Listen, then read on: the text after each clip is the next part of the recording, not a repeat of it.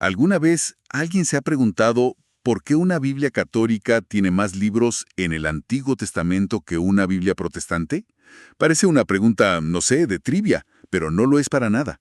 Detrás de esa diferencia hay siglos de historia, de debates y de tradiciones. Hoy vamos a meternos de lleno en esa historia. Y para eso tenemos como guía un análisis fascinante de Luis Alberto Carrera Santiago que se titula El Canon del Antiguo Testamento. Dos tradiciones, un mismo Dios. La misión es entender cómo se armó esta colección de libros sagrados y, de paso, derribar un par de mitos. Y es que es una historia que nos muestra que el canon no fue una lista que cayó del cielo. Fue un proceso vivo, un discernimiento dentro de las comunidades de fe. Entenderlo nos da una perspectiva mucho más rica y honesta de las Escrituras. Totalmente de acuerdo. Pues vamos a desglosar esto porque hay mucha tela que cortar. Arranquemos por el principio, el mundo en tiempos de Jesús. El texto nos dice algo que ya de por sí es revelador. En el siglo I no existía una única versión oficial del Antiguo Testamento. Había como mínimo dos grandes tradiciones conviviendo. Exactamente. No había un solo índice. Por un lado estaba la colección de textos en hebreo, que es la base de lo que hoy es el Antiguo Testamento protestante. Pero por otro, y esto es fundamental, teníamos una versión en griego, una traducción muy, muy importante llamada la Septuaginta. Y aquí es donde la cosa se pone realmente interesante. La Septuaginta era la Biblia de los judíos que vivían fuera de Palestina, en la diáspora. Y el dato clave es que esta fue la versión que citaron con más frecuencia los autores del Nuevo Testamento. Así es. Pensemos que el cristianismo nace y se expande en un mundo que hablaba griego. Cuando Pablo escribía sus cartas, su referencia natural, la escritura que tenía en mente, era la Septuaginta. Un momento, detengámonos ahí porque eso es un dato potentísimo. Si los propios autores del Nuevo Testamento usaban y citaban esta versión, digamos, amplia de las Escrituras, ¿no convierte eso a esa versión en la cristiana por defecto? Es un argumento muy fuerte. Parecería, ¿verdad? Y para la inmensa mayoría de los primeros cristianos, así fue. Lo fascinante es que esta Septuaginta incluía más libros, escritos como Tobías, Judith, Sabiduría, Eclesiástico, Baruch, los libros de los Macabeos. Para la iglesia primitiva, estos textos no eran extraños, eran parte de su mundo bíblico habitual. Entonces, si ese era el punto de partida, la pregunta es obvia. ¿Qué pasó? ¿En qué momento se separaron los caminos? El punto de quiebre, el evento que lo cambió todo, fue la destrucción del Templo de Jerusalén en el año 70. Después de esa catástrofe, el judaísmo rabínico que sobrevivió tuvo que consolidar su identidad de una forma mucho más estricta. Como una especie de cerrar filas en un momento de crisis total. Exacto. Parte de ese proceso fue decir, definamos con precisión cuáles son nuestros libros sagrados. Y en ese proceso se consolidó el canon hebreo, que era más breve, y se distanciaron de la Septuaginta. Una de las razones de peso fue que los cristianos se habían apropiado con mucha fuerza de esa traducción griega. La usaban para todo. Ah, claro. Se volvió un marcador de identidad. ¿Ustedes usan esa? Nosotros, esta. Ahora, mucha gente ha oído hablar de un supuesto concilio de Yamnia por ahí del año 90, donde se dice que los rabinos cerraron su canon. ¿Fue así de formal? Esa es una de las grandes ideas que el texto nos ayuda a matizar. La noción de un concilio con votaciones y decretos es una idea ya superada por los historiadores. Lo que ocurrió en Jamnia fue parte de un proceso mucho más largo. No fue una decisión de un día para otro, sino la consolidación de un consenso que tardó décadas en asentarse. Fue menos un evento y más un proceso. ¿Se entiende? Queda clarísimo. Hablemos entonces de esos libros que estaban en la Septuaginta, pero no en el canon hebreo. Hoy se les llama apócrifos, una palabra que suena a falso o escondido. El texto dice que este nombre es tardío y engañoso. Totalmente engañoso. Ese término se popularizó mucho después. Durante más de 1000 años, la iglesia cristiana leyó, copió y predicó sobre estos escritos. No los veían como falsos. De hecho, tenían un nombre para ellos. Los llamaban libros eclesiásticos. ¿Y qué significaba eso, eclesiásticos? ¿Que no eran inspirados o algo así? No necesariamente. significado que eran libros que la Iglesia, o sea, la Iglesia, consideraba muy útiles para la edificación de la comunidad. Se leían en la liturgia, se usaban para la enseñanza moral, eran parte de la vida de la Iglesia.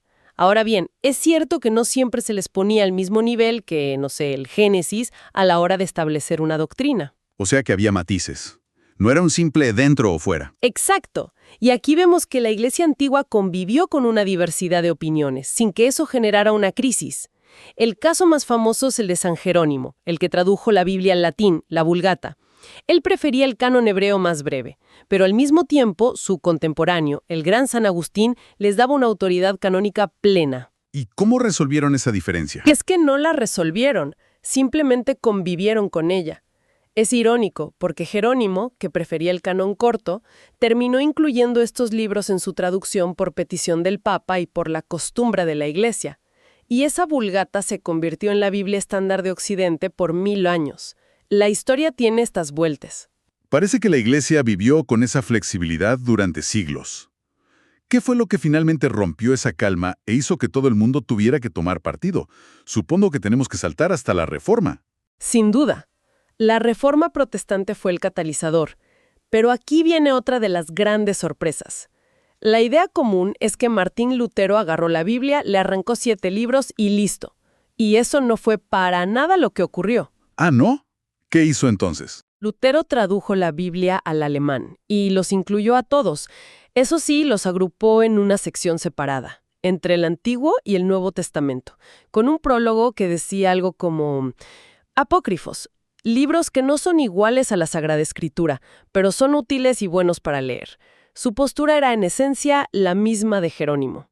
O sea, no los eliminó, sino que los reubicó. Los consideraba literatura secundaria valiosa. Precisamente. Y no fue solo él. Los primeros traductores de la Biblia al español, como Casiodoro de Reina y Cipriano de Valera, nombres clave para el protestantismo, hicieron lo mismo. Su Biblia del oso los incluía. Imagino que con los reformadores poniendo estos libros en un apéndice, la Iglesia Católica sintió la necesidad de trazar una línea y decir, un momento, para nosotros estos libros son sagrados y punto. Fue una reacción directa, sí. La Iglesia Católica convocó el Concilio de Trento y en 1546 definió formalmente su canon. En esa lista incluyeron la mayoría de estos libros, a los que llamaron deuterocanónicos, que significa algo así como del segundo canon. La mayoría, has dicho. Eso significa que incluso Trento hizo una selección. Exacto. Y ese es un detalle fascinante. Dejaron fuera algunos escritos que también circulaban en manuscritos de la Septuaginta, como el libro de Tercero de Esdras. O sea, Trento no dijo simplemente todo lo de la Septuaginta es canónico, sino que hizo su propia delimitación final. Bien, esto nos deja a mediados del siglo XVI con 2 cánones definidos. El católico, más amplio, y el protestante, que mantenía estos libros en un apéndice. Pero, si los reformadores no los quitaron, ¿cuándo y por qué desaparecieron por completo de la mayoría de las Biblias protestantes de hoy? 19. Y las razones no fueron tanto teológicas como prácticas, editoriales, misioneras y fundamentalmente económicas. Económicas. A ver, ¿me estás diciendo que una decisión con un impacto teológico tan enorme se basó en parte en el dinero? Pues, aunque suene increíble, el motor del cambio fue práctico. El texto pone un ejemplo muy concreto. Las sociedades bíblicas, como la Sociedad Bíblica Británica y extranjera. Estas organizaciones querían imprimir y distribuir Biblias de forma masiva y barata por todo el mundo. Y claro, imprimir libros más delgados es más barato. Muchísimo más barato. Piensa en el costo del papel, de la tinta, del envío a los campos misioneros. Quitar el apéndice significaba que con el mismo presupuesto podían imprimir muchísimas más Biblias. La decisión se volvió pragmática. En 1827, la Sociedad Bíblica Británica adoptó la política oficial de no imprimir Biblias que incluyeran estos libros. Y siendo ellos los gigantes de la distribución, su decisión marcó la pauta para todos los demás, ¿no? Marcó la pauta a nivel mundial. Además, tenía otra ventaja. Evitaba controversias. Era más sencillo entregar una Biblia con un canon limpio y universalmente aceptado en el protestantismo que tener que explicarle a un nuevo converso las sutilezas de por qué unos libros estaban en un apéndice. La simplicidad le ganó a la complejidad histórica. ¿Y cuál fue el resultado a largo plazo de esa decisión? El resultado fue que generaciones enteras de cristianos protestantes crecieron no ya sin leer esos libros, sino sin siquiera saber que habían existido. Se convirtieron en algo ajeno, los libros de los católicos. Lo que empezó como una rubricación en un apéndice terminó en una completa desaparición por razones editoriales. Resumiendo el viaje que hemos hecho, queda claro que la historia del canon es muchísimo más compleja de lo que solemos pensar. No se trata de una lista original que alguien modificó, sino de un largo proceso de discernimiento. Y creo que entender esta historia, lejos de debilitar la confianza en las escrituras, en realidad la protege. Nos protege del fundamentalismo que ignora la historia y también del escepticismo que dice que todo fue una manipulación. Nos muestra que fue un proceso humano guiado por la fe, con sus debates y sus decisiones prácticas. Exactamente. Nos enseña que la autoridad de la Biblia no reside en un decreto, sino en la convicción de la comunidad de fe que a lo largo de los siglos reconoció en estos textos la voz de Dios. Y quizás nos invita, como mínimo, a mirar esos libros deuterocanónicos con otros ojos. No como textos extraños, sino como escritos que alimentaron la fe de millones de cristianos durante siglos. El texto concluye con una idea que me parece muy poderosa.